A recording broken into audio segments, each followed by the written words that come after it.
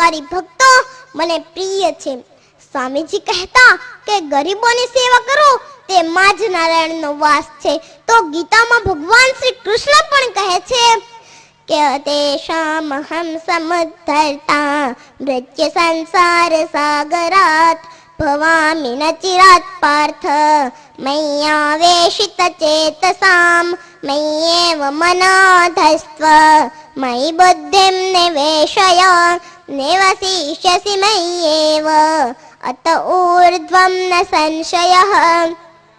જે દરિદ્રને નારાયણ માનીને તેની સેવા કરે છે તે તેમાં સમગ્ર ચિત્ત પરોવી દે છે અને તેવા ભક્તોને હું મૃત્યુરૂપી સંસાર સાગરમાંથી ઉદ્ધાર કરી દઉં છું. માટે પરોપકારી બનો.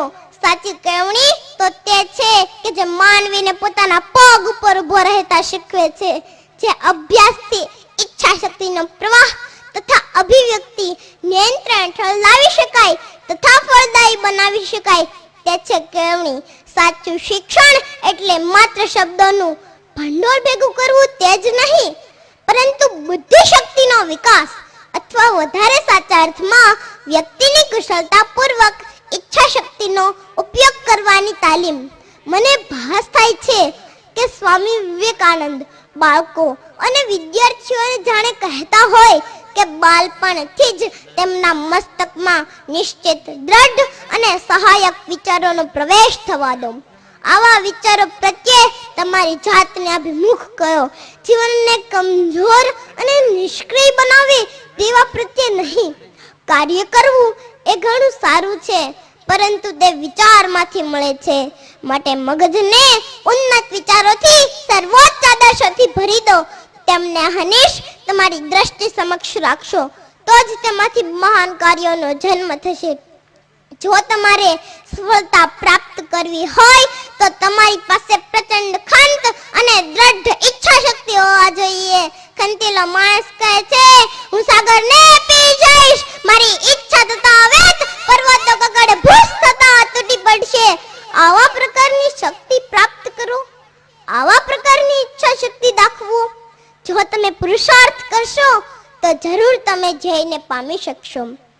આપણે જાણીએ છીએ કે અત્યારે જંક ફૂડનો જમાનો ચાલે છે. જંક ફૂડ ખાનારને જોઈને સ્વામીજીનું આત્મા કેટલો દુઃખી થતો હશે.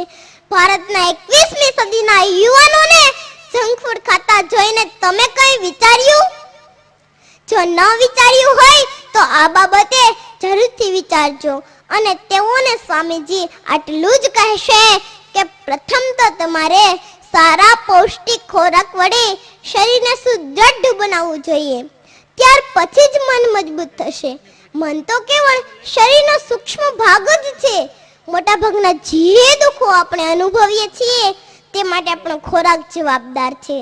આપણે જાણીએ છીએ કે ભારે પચાવવો મુશ્કેલ પડે તેવો ખોરાક ખાધા પછી મનને કાબૂમાં રાખવું મુશ્કેલ છે, અને છતાંય આપણે તેવો ખોરાક ખાઈએ છીએ. ખોરાક તે કહેવાય કે જે ખાધા પછી શરીરમાં એક રૂપ થઈ જાય. ગમે તે ખાઈને પેટની કોથળી ભરવા કરતા તો ખાધા વિના રહેવું વધુ સારું. કંદોઈની દુકાનની મીઠાઈઓ અને ફાસ્ટ ફૂડમાં પોષણ આપે એવું કંઈ જ નથી હોતું. ઉલટું એમાં વિષ હોય છે. આપણા દેશમાં જે માણસ સ્થિતિ સંપન્ન હોય છે તે પોતાના બાળકોને જાત જાતની મીઠાઈઓ અને ઘીમાં તળેલી ચીજો ખવડાવે છે, કારણ કે બાળકોને સાદા દાળ ભાત શાક રોટલી ખવડાવવા એ કદાચ નાનક જેવું લાગતું હોય. અને વળી લોકો શું કહેશે? આવું પણ હોય.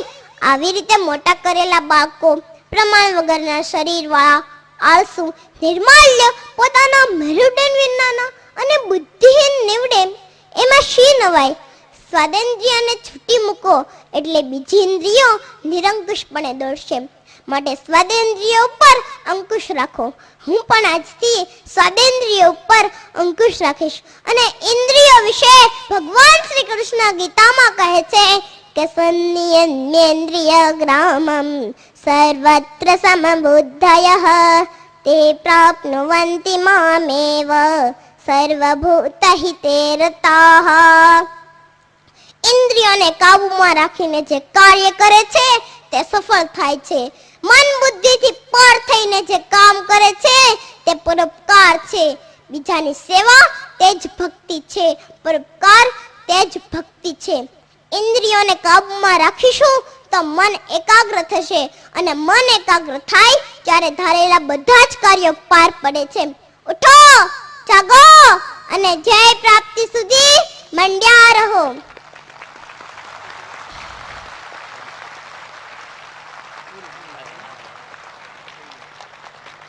મારે તમને એક સંદેશ આપવો છે કે વ્યસન કરો તો વાંચનનું કરજો, વાંચન કરો તો ભગવદ ગીતાનું કરજો, સેવા કરો તો દરિદ્ર નારાયણની કરજો, જતન કરો તો ભારતીય સંસ્કૃતિનું કરજો અને અવતરણ કરો તો દીકરીનું કરજો. અને એ દીકરી જીવનના વક્ર મોડ પર તમારા આંસુ તો જરૂરથી લૂછશે જ. બોલો, તમે આનું પાલન કરશો ને? આવી કેળવણી અમારી સંસ્થામાં અપાય છે, તો આખા સમાજે આવી સંસ્થાઓને મદદ કરીને પરોપકારી બનવાની જરૂર છે. આ બાબતે તમે શું કરશો? બોલો બોલો, શું કરશો? નમસ્કાર.